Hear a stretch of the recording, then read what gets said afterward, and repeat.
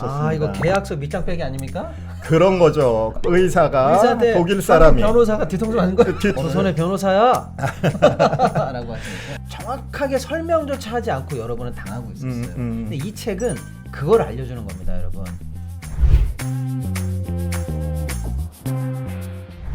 금융 경제 이 세상 재밌는 이야기 시동이키의 시동입니다. 반갑습니다. 오늘 또 초특급 슈퍼 울트라 VIP 게스트를 모시고 아주 재미있는 얘기를 해볼 텐데요. 제가 또 책 안 읽기로 유명한 사람인데 너무나 제가 읽고 감명을 받았던 책이 있어서 여러분과 함께 그 저자분을 모시고 너무나 교양이 넘치는 얘기 한번 해보려고 오늘 코너를 마련했습니다. 오늘 초대 손님으로 모신 분은 김진한 변호사님입니다. 안녕하세요, 변호사님. 안녕하십니까, 김진한입니다. 네.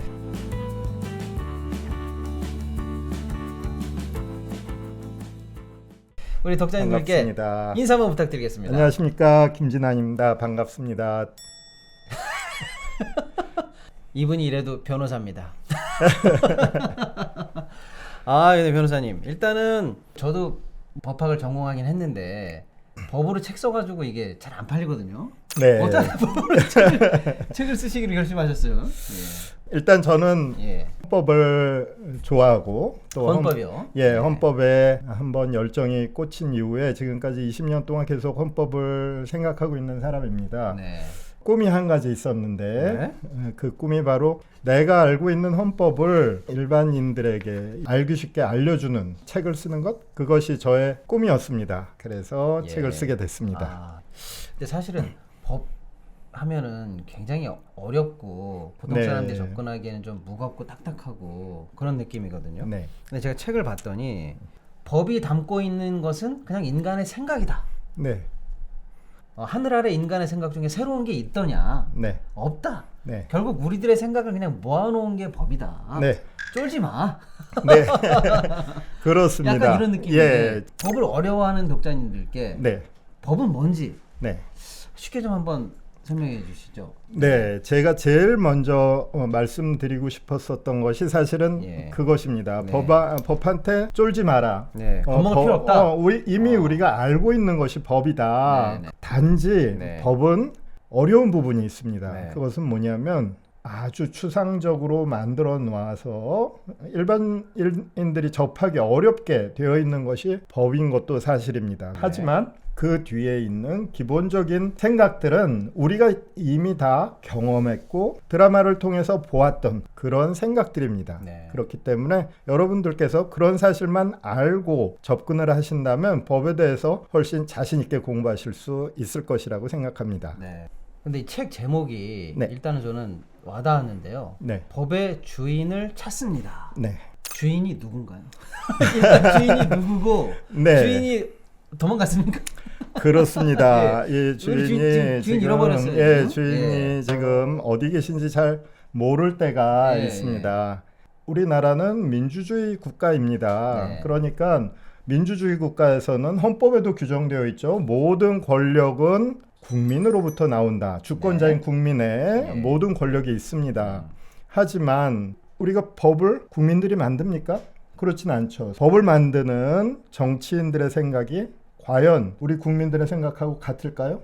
다릅니다. 그들의 생각은 단지 그들의 생각일 뿐이지 우리 국민들의 생각이 아닌 거죠. 그래서 국민들하고 점점 멀어지면 어느새 국민들은 법을 가질 수 있는 권력을 점점 잃어버리게 되어 있습니다. 그래서 일단 첫 번째로 우리의 것이다라는 것을 우리가 다시 자각하고 법의 권력을 찾아와야 되는데 또 다른 문제가 있습니다. 많은 경우 정의롭지 않은 법도 있고요. 잘못된 법도 있고 상식에 어긋나고 우리들을 배신하는 법도 있습니다. 마치 알라딘의 램프처럼 지니를 누가 소유하고 있는가에 따라서 지니의 힘이 좋은 데도 쓰이고 나쁜 데도 쓰이는 것처럼 법은 어마어마한 힘을 갖고 있지만 사실은 매우 위험한 도구입니다.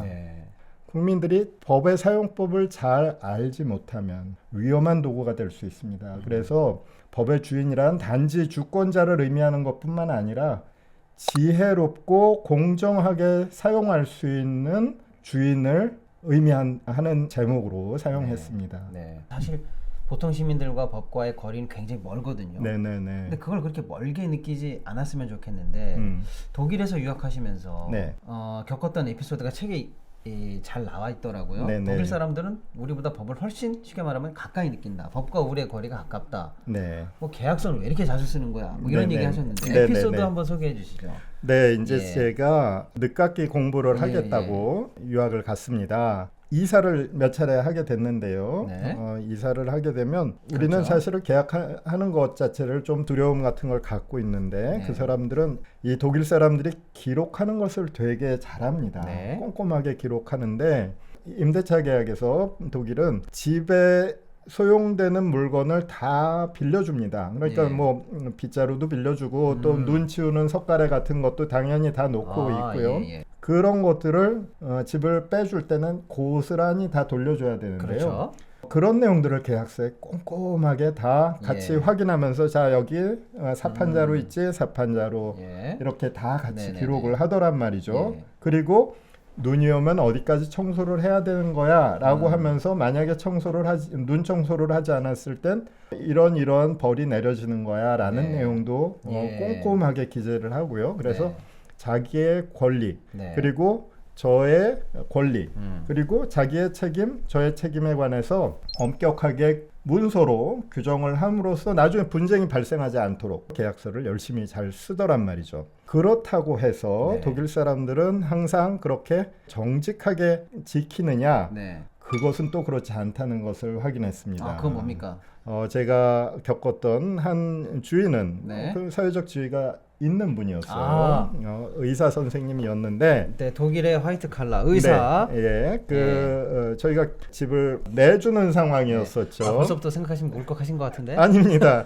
집을 내주는 상황에서는 네. 독일에서는 이제 청소를 깨끗하게 해야 됩니다. 한 네. 일주일 전부터 청소를 해야 돼요. 네, 네, 네. 그래서 들어올 때와 똑같은 상태를 만들어 줘야 되는데 그렇죠. 이분들이 이제 이 청소 상태를 같이 이렇게 쭉 돌아다니면서 이제 메모를 했습니다. 예. 그리고 자기가 복사를 해 오겠다고 하면서 복사를 하러 갔죠. 네네. 그러고 당연히 그 내용이 그대로 있으리라고 저는 생각하고 사인을 했습니다. 아하. 알고 봤더니 나중에 청구가 온 것이 예. 어마어마한 청소 비용이 청구가 왔고 아. 그 내용에는 저희끼리 이야기하지 않았던 엄청난 내용이 들어 있었습니다. 아, 이거 계약서 밑장 빼기 아닙니까? 그런 거죠. 그러니까 의사가 의사인데 독일 사람이 변호사가 뒤통수 맞은 거. 뒤통수 맞았습니다. 그런 적도 있었고요. 그러니까 계약서 밑장 저의 빼기. 과실이었던 거죠. 네네. 분명히 맨 마지막 사인하기 전에 확인을 하고 그렇죠. 사인을 했어야 되는데 네. 방심을 했다가 그런 일을 저도 깜짝 놀랐습니다. 악랄하게 이용하는 사례까지도 극단적인 사례까지도 봤는데 네. 지금 잠깐 든 생각인데 네. 사실은 우리가 진짜 학교 교육에서 법교육, 계약 교육이 정말 필요하거든요. 그렇습니다. 예를 들어서 성인이 돼가지고 네. 자기 힘으로 우리는 월세 계약도 못 한단 말이죠. 맞습니다. 맞습니다. 그리고 확정일자 그 뭔지도 모르고 사회에 내던져지고 네. 심지어 직업계학교를 나온 친구들 같은 경우에는 바로 생업인 노동계약도 쓰고 그렇죠. 써야 되는데 노동계약도 써야 이게 되고 교육이 맞습니다. 교육 현장에서 되질 않고 사회에 그냥 던져지거든요. 맞습니다. 그런 거에 비하면 방금 변호사님 말씀처럼 법의 주인 우리가 음. 법과의 거리가 너무 멀게 되어 있단 말이죠. 맞습니다. 예. 나쁘게 해석을 한다면 네. 일종의 음모라는 해석도 가능하다라는 생각을 합니다. 그건 어떤 의미냐면 예, 어떤 의미입니까? 옛날 이집트에서 고대 이집트에서는 평민들하고 노예들한테 글자를 알려주지 않았다고 하지 않습니까? 네. 왜냐하면 글자를 알면은 새로운 생각을 할 것이고 그렇죠. 지배자한테 반항할 수 있는 어떤 그렇죠. 지식과 예. 생각을 서로 교환하고 나눌 수 있게 되기 때문에 네. 그것이 위험하다고 판단했던 거죠. 네. 계약서를 작성하는 것은 사실 노동계약에서부터 수많은 자기 스스로의 자유를 예. 지키기 위해서 반드시 알아야 될 어떤 그 법 지식입니다. 그렇죠. 그런데 그것을 학교 교육에서 네. 우리가 평생 쓰지 않을지도 모르는 온갖 고차원 수학은 가르치면서 정말 자신을 지켜줄 가장 기본적인 수단이라고 할 수 있는 법교육을 하지 않는 것. 그렇죠. 이것은 어떤 의미에서 착취하기 위한 어떤 음모라고까지 해석할 만한 네. 그런 의미라고 생각을 하고요. 사실 그런 문제는 사실 교육부, 네. 노동부 네. 이런 관련 부처에서 네. 몇십 년 전에 이미 고민을 했어야 되는 맞습니다. 문제입니다.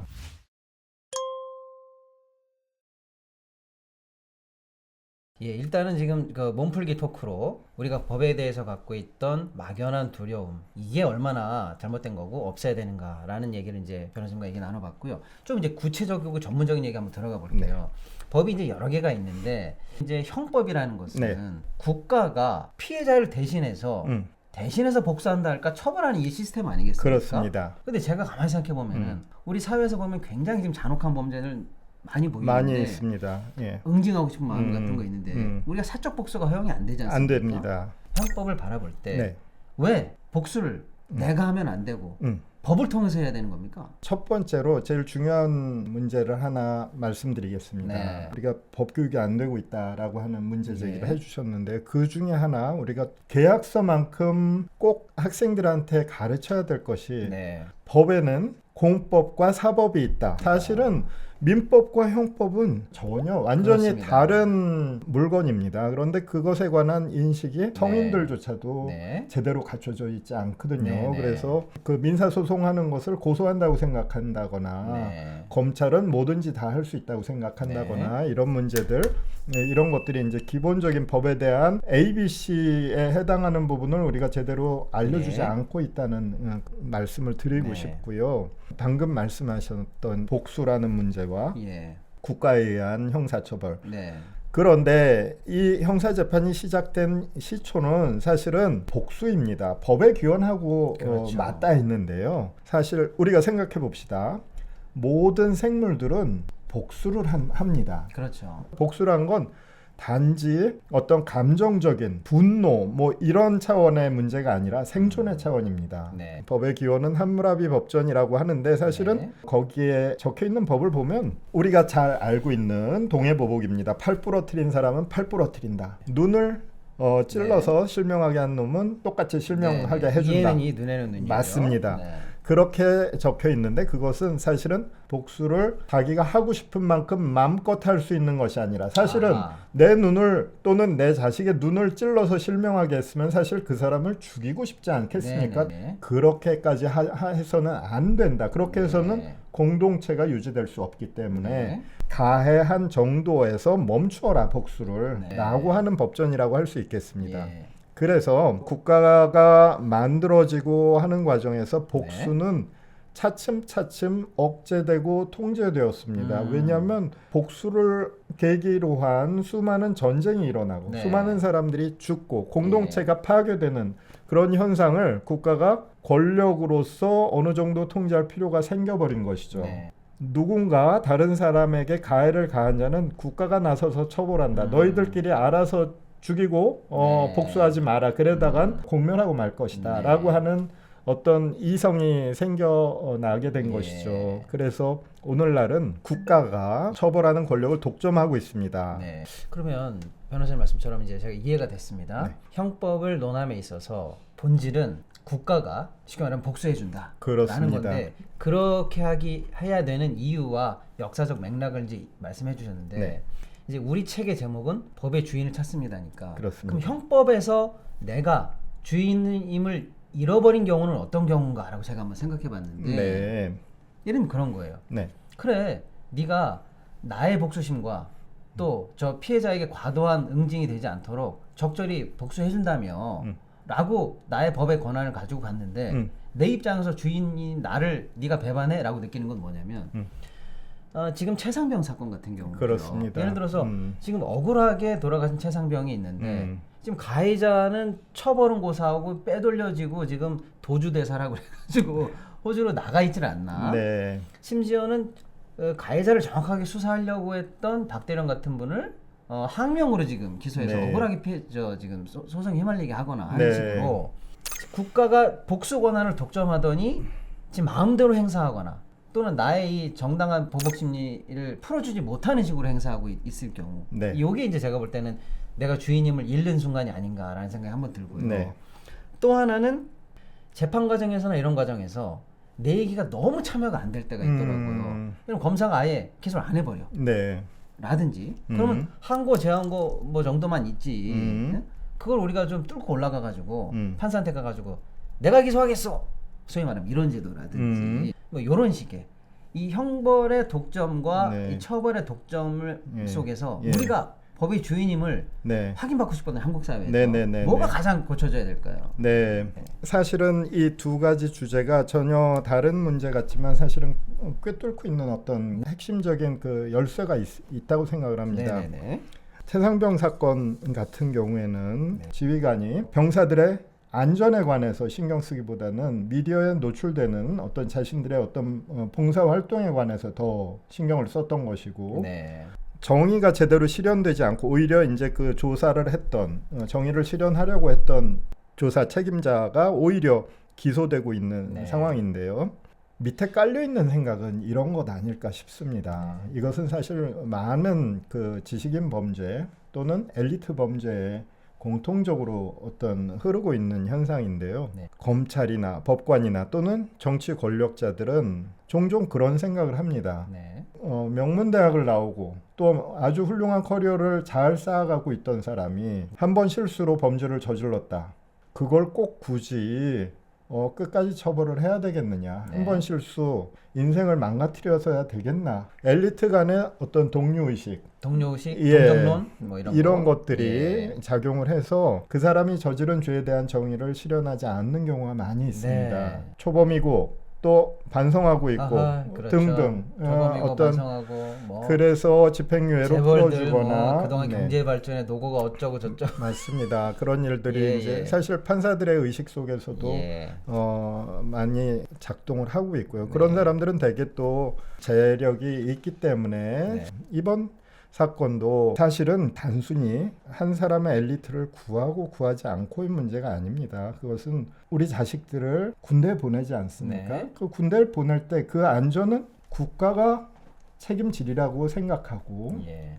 믿음 속에서 보내는 것입니다. 네. 그런데 그 병사들을 책임진 지휘관이 그와 같은 행동을 한 것은 그 사람의 한 번의 행동이 아니라 앞으로 다른 지휘관들이 어떻게 행동을 할 것인가에 관한 문제입니다. 네. 그 사람을 제대로 처벌하지 않는다면 네. 다른 지휘관들도 또 그와 같은 문제에 관해서 소홀하게 그렇죠. 생각할 것이고 예. 아깝습니다. 평생 열심히 살아온 엘리트 네. 그리고 많은 부분 우리가 알지 못하는 국가를 위한 헌신이 있었을 것입니다. 하지만 그것이 앞으로의 정의를 실현시키는데 어쩔 수 없는 희생이라고 한다면 그 부분 눈을 질끈 감고 처벌할 것은 처벌해야 되는 것입니다. 예. 형법 관련해서 우리가 어떻게 주인으로서 내 법, 내 권리를 찾아와야 되는가라는 파트를 한번 말씀드려봤고요.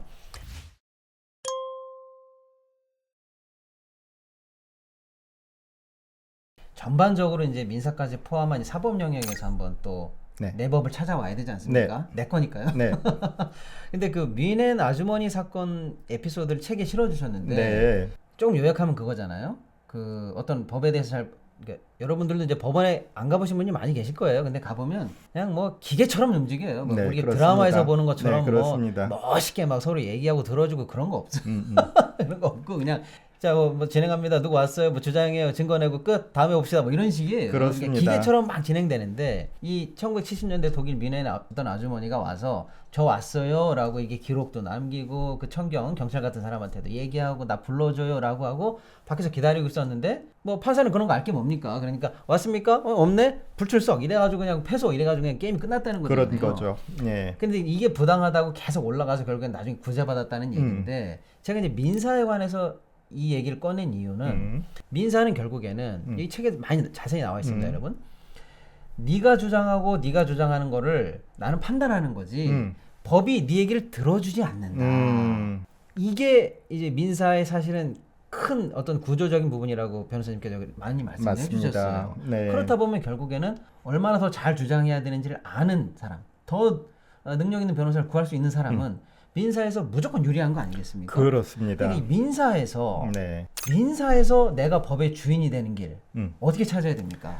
이런 민사 계약들은 우리 일상생활에 항상 우리 주변에 맴돌고 있죠. 네. 임대차 계약, 집을 사고 파는 것, 네. 온갖 것들이 다 민사 계약입니다. 네. 이 영역에서는 국가의 개입이 최소화되고 네. 개인 대 개인의 대등한 약속, 예. 합의가 법을 대신합니다. 예. 그래서 국가의 역할은 그 합의가 잘 지켜지도록 도와주는 것. 네. 그 약속이 제대로 원만하게 잘 이루어질 수 있도록 도와주는 시스템이 네. 바로 민법 민사 시스템입니다. 이 원리는 네. 민사 소송에까지 이어집니다. 예. 그래서 민사 재판은 네. 두 개인이 싸우고 있는 그 자리에서 예.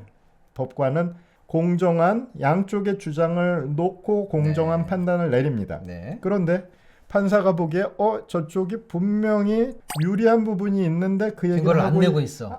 증거도 답답해. 안 저 얘기 내고 좀 있고 하지. 얘기도 안 이런 얘기가 하고 여기까지 나와도 말을 네. 안 한다는 거죠. 네. 단 세 마디만 하면은 이길 것이 뻔한 재판임에도 그 말을 하고 있지 않는 당사자를 보아도 그것을 도와줘선 안 됩니다. 그렇습니다. 왜냐하면 민사 재판이기 때문에. 예. 그렇기 때문에 민사 네. 재판은 방금 말씀하신 것처럼 법 지식이 많은 사람, 많고 돈이 훌륭한 많고. 변호사를 쓴 사람, 그렇습니다. 훨씬 더 유리한 재판을 이끌어갈 네. 수 있고요.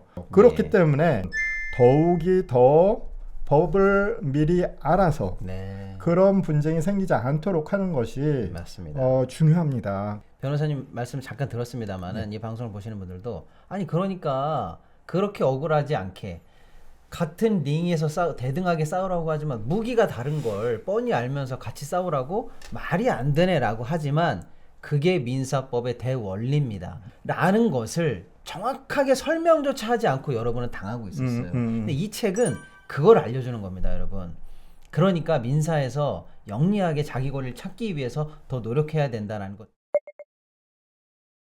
축하합니다. 8년 연속 미국 판매 1위 캐라셀이 2023년에도 압도적으로 판매 1위를 했습니다. 이제 9년 연속 미국 판매 1위! 이런 분들 주목해보세요. 거뭇거뭇 변색되고 두꺼워진 손발톱, 거칠거칠 약해진 손발톱, 울퉁불퉁 파고드는 손발톱. 여러분들 이제 캐라셀은 다 아시죠? 워낙 유명하니까요. 9년 연속 미국 판매 1위, 국내 140만 개 판매 돌파, 네이버 3만 리뷰, 국내외 임상으로 검증된 특허받은 성분, 의사가 추천하고 믿고 쓰는 캐라셀입니다. 그 캐라셀에서 신제품 캐라셀 패치가 나왔습니다. 캐라셀 패치는 사용법이 정말 간단합니다. 비닐을 싹 벗기고 문제 있는 손발톱에 붙이고 8시간 주무시면 관리 끝! 정말 간편합니다. 노랗거나 두꺼워진 손발톱은 전부 밀어내고 깨끗한 발톱이 자라는 걸 확인하실 수 있습니다. 이게 효과가 눈으로 보이니까 안 쓸 수가 없습니다. 붙이는 거 불편하시면 캐라셀 네일로 쓱쓱 발라주셔도 됩니다. 바르는 캐라셀, 붙이는 캐라셀 패치 두 종류가 있으니 취향에 맞게 사용하세요. 같이 사용하셔도 좋습니다. 지금 더 보기 링크에서 구매 후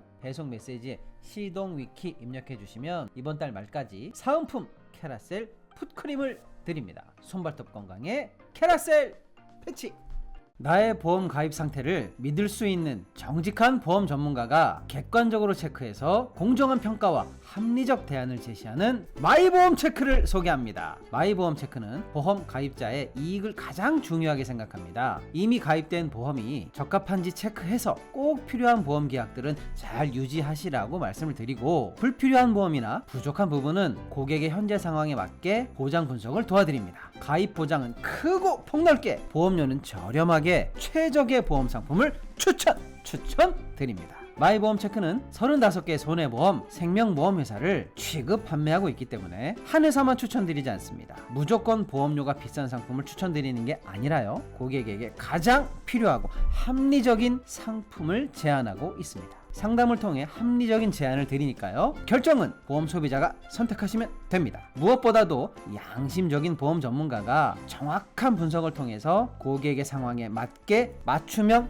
리모델링 해 드립니다. 마이보험 체크에 연락하셔서요, 무료로 상담 받으시고 합리적인 보험 설계도 받아보시길 바랍니다. 홈페이지 한글로 마이보험체크.com 또는 카카오톡에서 마이보험체크로 채널 추가 또는 대표전화 1800-7917입니다. 잠깐 여기서 중요합니다. 지금 마이보험체크를 사칭하는 회사들이 엄청 많다고 합니다. 속지 마세요. 진짜 마이보험체크는요, 주황색 요 손마크, 요 주황색 손마크를 꼭 확인하시고요, 1800-7917 요 대표번호가 맞는지 꼭 확인하시기 바랍니다. 자, 시동이키 우리 구독자 여러분, 보험은 마이보험 체크!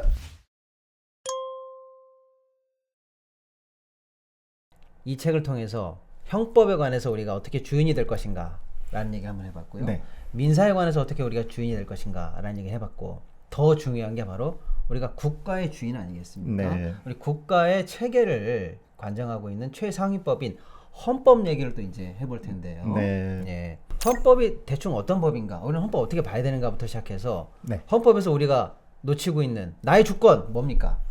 수많은 국가기관들은 마치 어마어마한 힘을 갖고 있는 기계장치와도 같죠. 그것들이 스스로 힘을 마음대로 사용하라라고 내버려 둔다면 이것들은 얼마든지 자신들의 힘을 이용해서 개인들을 침범하고 침해할 수 있는 그러한 힘과 속성을 가지고 있습니다. 그래서 제대로 잘 작동하도록 하는 것이 굉장히 중요한데요. 그 네. 방법이 뭐겠습니까? 도대체 국가 권력을 어떻게 제어해야 할 것인가? 좋은 일에만 힘을 쓸 수 있도록 할 수 있을 것인가? 이것이 고대로부터 내려온 인류의 골치 아픈 과제였습니다. 예. 오늘날 민주주의 헌법은 이런 생각입니다. 국가 권력, 우리 개인으로서는 통제할 수 없다. 결국 통제할 수 있는 힘은 국가 권력밖에 가질 수 없다. 그러니까 결국은 국가 권력으로 하여금 국가 권력을 통제하게 하는 거죠. 국가 권력을 거대한 톱니바퀴처럼 만들어서 이 기관은 이 기관을 통제하고 이 기관은 또 이 기관을 통제하고 서로 얽히게 견제하고 통제하게 함으로써 개인들의 존엄성과 자유를 국가 권력으로부터 보장하는 것. 이것이 국가 권력에 대한 설계도인데 이 권력의 설계도를 꼼꼼하게 적어 놓은 것이 바로 헌법입니다. 결국은 우리들의 자유를 지키기 위해서. 그래서 헌법에는 커다란 한 덩어리로 국가 권력의 설계도가 또 다른 하나의 덩어리로서 개인의 존엄성과 자유의 기본권 영역에 관한 규정을 두고 있는 그러한 법입니다. 이 법이 존재하는데 만약에 권력이 이 법을 무시하면 어떻겠습니까? 그건 내가 왜 지켜야 돼? 라고 생각할 수 있죠. 충분히. 그렇기 때문에 헌법을 최고의 법으로 만들어 놓고 모든 권력은 그 법을 따르도록 한 것. 그것이 바로 헌법이라고 하겠습니다. 그러면은 헌법에서 그러니까 그냥 언뜻 들으면 그렇구나.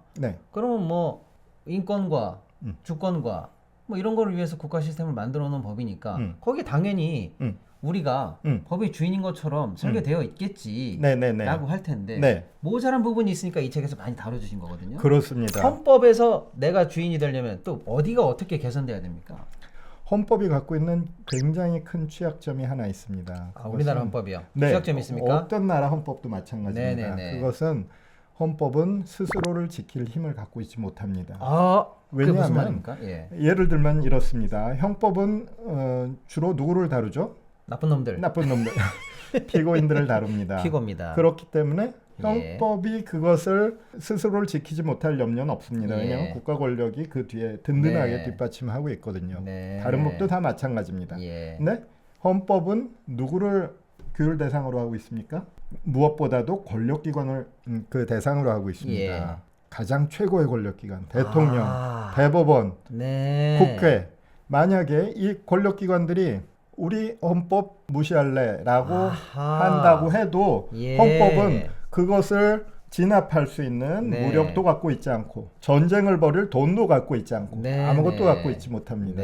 그래서 헌법은 그 스스로 헌법을 수호할 수 있는 힘을 갖고 있지 못한 굉장히 취약한 법이라는 특징도 또한 갖고 있습니다. 그래서 실제 예전엔 연방대법원, 미국 연방대법원의 한 판결입니다. 미국 개척자들이 조지아주에 몰려가서 거기에 금광이 발견됐습니다. 그래서 거기 영토를 막 침범하고 하니까 어떤 인디안의 독립성을 보호해줬던 법을 무시하기 시작했죠. 그래서 한 선교사가 인디언을 연방대법원에 사건 제기를 해서 연방대법원에 판결이 났습니다. 조지아 주정부와 그 개척자들의 행위는 위법이다. 잘못됐다. 헌법 위반이다. 어떻게 됐을까요? 그 판결은 휴지 조각이 됐습니다. 아, 왜요? 연방 정부에서 네. 연방 대법원의 판결을 집행할 생각을 하지 않았습니다. 아하. 조지아주 정부는 당연하고요. 네네. 그래서 국민들이 스스로가 네. 헌법이 제대로 지켜지는지 감시하는 것, 굉장히 중요한 우리 주인을 예. 헌법의 주인이 되는 길이라고 할 수 있겠고요. 너무 중요한 말씀을 주셨는데요. 현 세태에 굉장히 의미 있는 말씀을 던져주신 것 같아요. 또 책에도 이런 변호사님 말씀을 잘 정리한 문구가 나오는데 민주주의를 위해서는 민주주의자들이 필요하다. 뭐 이런 말씀, 네. 맥락을 같이 하는 말씀처럼 네. 보이고요. 자, 이제 법의 주인 얘기하면서 네 번째 파트로 제가 한번 말씀드려볼게요. 네. 결국에는 헌법도 우리가 지켜야 돼 라고 얘기하지만 네. 국민이 주인인 것처럼 보이지만 네. 막상 현실에서는 네. 소위 말하는 법적 카르텔이라고 할까요? 법 기술자들의 네. 모임이랄까요? 네. 여기에 따라서 사실은 우리나라 사법 체계라든지 모든 시장들이 왜곡됐다라는 불만을 많은 국민들이 갖고 계십니다. 네. 특히 법적 카르텔의 핵심이라고 지적받는 게 소위 말하는 전관 예우. 저는 전관 예우라는 말이 안 맞다고 생각해요. 전관 네. 비리 아니겠습니까? 네, 사실은 그렇죠. 예. 이거 어떻게 봐야 될까요? 사실은 그 부분이 우리 사법의 아킬레스건입니다. 네. 많은 법관들, 많은 검찰 고위 간부들이 이제 사임을 하고 나서 이제 변호사가 되는데, 그렇죠. 물론 그분들이 실무를 많이 했기 때문에 좋은 능력을 갖고 있고 또 여러 가지 변론을 잘할 가능성이 높습니다. 아주 좋은 서비스를 제공하겠죠. 근데 그분들한테 사건이 그리고 당사자들이 몰리는 이유는 단지 그 이유 때문일까요? 그렇지 않습니다. 그렇다고 말하는 국민이 어디 있겠습니까 지금? 네. 사실은 그분들의 갖고 있는 어떤 네트워크, 그들의 친분 관계, 이런 것들에 기대서 자신이 유리한 판결을 받고 싶은 이유 때문에 그분들을 찾게 되는 것이죠. 네. 만약에 한쪽에서 그런 정관 변호사들을 찾게 된다면 다른 쪽 당사자는 얼마나 또 불안하겠습니까? 내가 평생 일군 재산을 지금 이 한 번 소송에 털어놓게 됐는데 결국은 정관 변호사를 찾아가게 되어 있습니다. 그렇죠. 그래서 국민들의 불안을 이용해서 어떤 마케팅이 이루어지고 있는 것이죠. 그래서 이런 부분은 사실은 우리가 여러 가지 관행을 빨리 끊어내야 된다고 생각을 합니다. 어떻게 해야 될까요? 예를 들어서 뭐 부장 이상 올라가면 아예 변호사 개업을 영원히 못하게 하는 거 어떻습니까? 사실은 이제 다른 나라의 경우를 보면은 법관을 했던 분이 변호사가 되는 경우는 많지 않죠. 극히 드문 케이스로 변호사가 되고 그분들도 적어도 5년 기간의 휴직 기간을 가진 다음에 그 다음에 이제 변호사가 될 수가 있도록 하는데 우리는 사실은 단지 그 어떤 횟수의 문제만이 아니라 우리는 인간적인 어떤 인연 이런 것들을 중시하는 문화 아니겠습니까? 그렇기 때문에 단지 근무했던 어떤 그 기간으로부터 몇 년 떨어져 있는가가 중요한 것이 아니라 어떤 그분들이 갖고 있는 인연 의식 이런 것들이 사실은 작용을 하는 것이 문제인데요. 제 생각에는 사법부를 더 튼튼하게 해서 사법에 일단 몸담게 된 법관분들, 검사들 이런 분들이 중간에 변호사가 되지 않도록 사실은 많은 경우 지금 변호사가 되기 위해서 법관에 임용되는 케이스도 많습니다. 그러니까요. 이것은 사법의 어떤 자존심의 문제고 그것을 막아야 되는 것도 역시 성을 지키는 사법부 수장의 책임입니다. 아무튼 저는 제가 지금 잠깐 얘기하지만 우리 변호사님이 집필해준 이 책 안에 이 전관 비리 문제가 얼마나 심각하고 우리가 그걸 새롭게 정말 깊이 있게 봐야 되는지 잘 써주셨기 때문에 저도 공감을 해서 말씀드렸는데 저는 개인적으로 변호사님보다 더 극단적이고 강력하게 우리 사회의 가장 큰 해악이 이 법적 비리, 법적 카르텔이라고 생각하기 때문에 더 강력하게 아무튼 수술을 해야 된다라는 사견을 갖고 있습니다. 이제 헌법에 사실은 법관의 독립과 신분 보장이 규정이 돼 있기 때문에 굉장히 이게 장점이 있는 반면에 소위 말하면 그 어떤 이상한 판결을 하더라도 법관이 디펜스가 되고 보호받거든요. 그래서 이제 사실 일각에서는 법을 네 마음대로 그렇게 왜곡해? 안 되겠어. 법 왜곡죄를 신설해야겠어.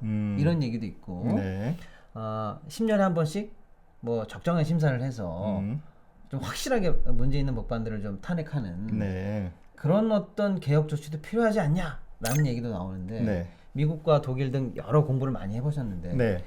어떻게 보세요, 이 문제는?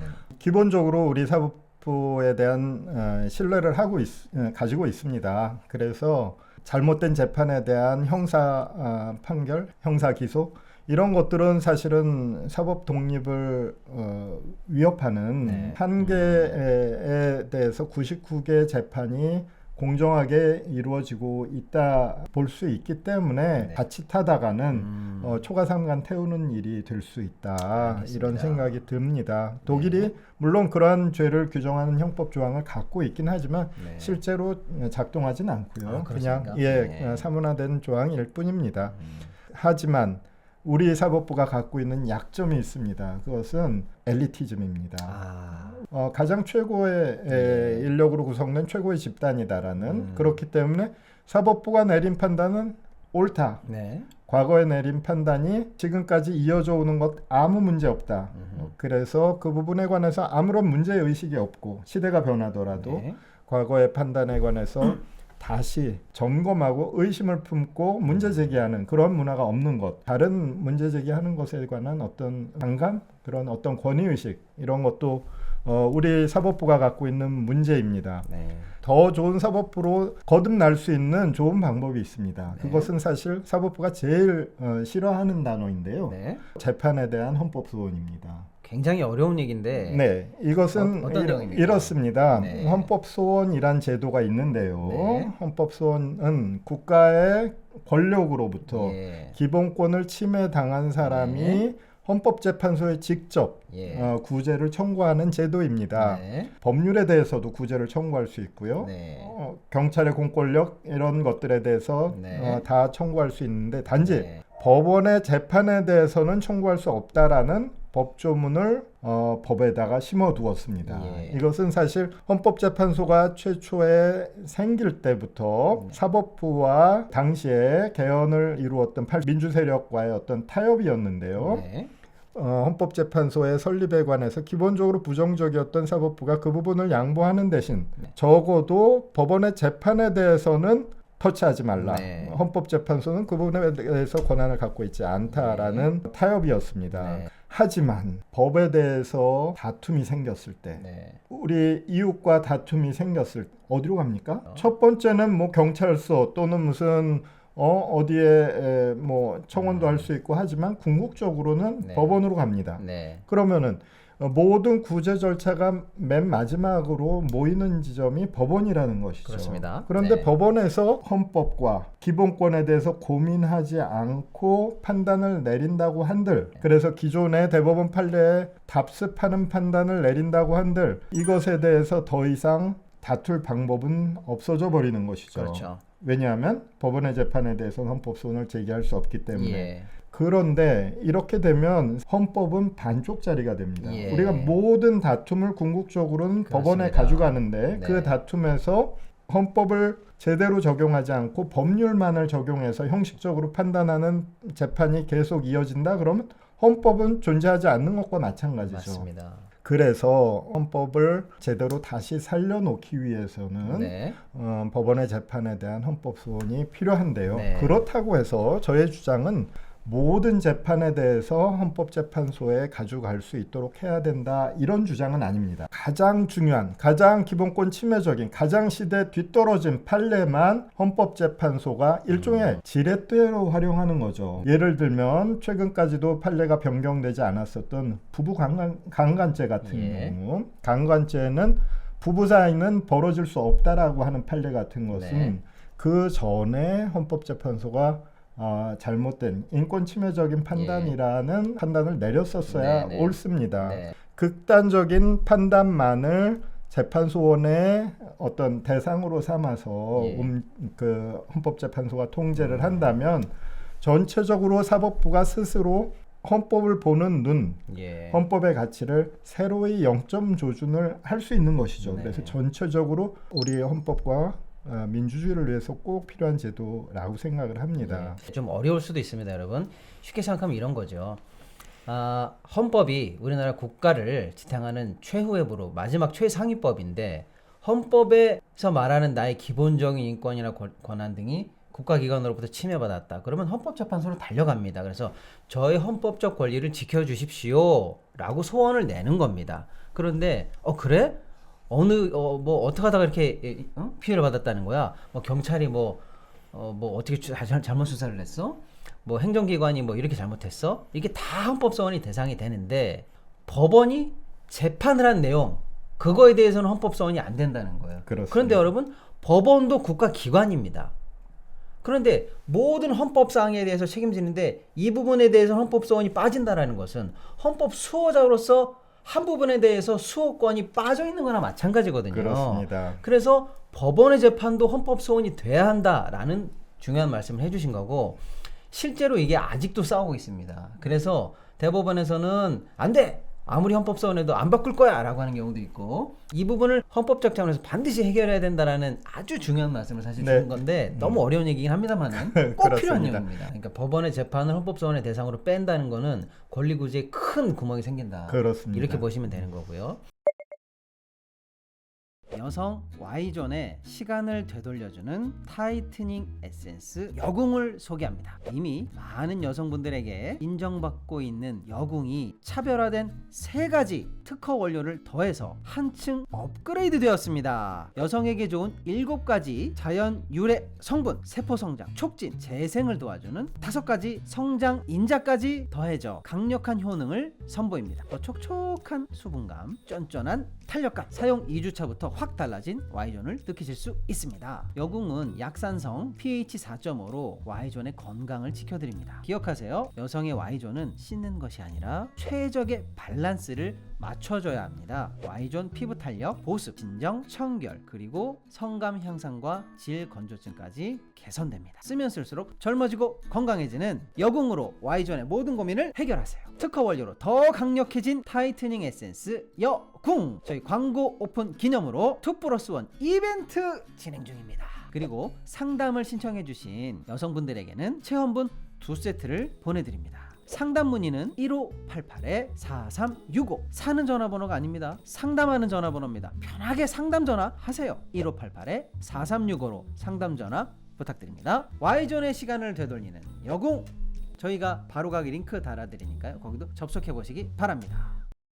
앱 설치 시 즉시 사용 가능한 만원 적립 대박 114 대리 앱을 소개합니다. 20년 전통의 대박 114 대리는 전 직원 보험 가입으로 안전하며 사고 과태료 시 100% 보상 가능합니다. 또한 가격이 저렴하고 전국 어디서나 간편하게 모바일 앱으로 대리운전 호출이 가능합니다. 앱만 설치하면 즉시 만원이 적립되고 바로 사용 가능합니다. 이용할 때마다 이용 금액의 10%나 마일리지가 적립됩니다. 또한 친구를 추천한다 그러면 2,000원 추가 적립, 그리고 그 친구가 이용할 때마다 이용 금액의 2%가 추천인에게 적립되니까 이용할수록 나에게 혜택이 차곡차곡 되돌아오는 그야말로 대박인 대박 114 대리운전 앱. 지금 바로 구글 플레이 스토어나 애플 앱 스토어에서 대박 114 앱을 설치할 수 있습니다. 안전한 대리운전 대박 114 앱.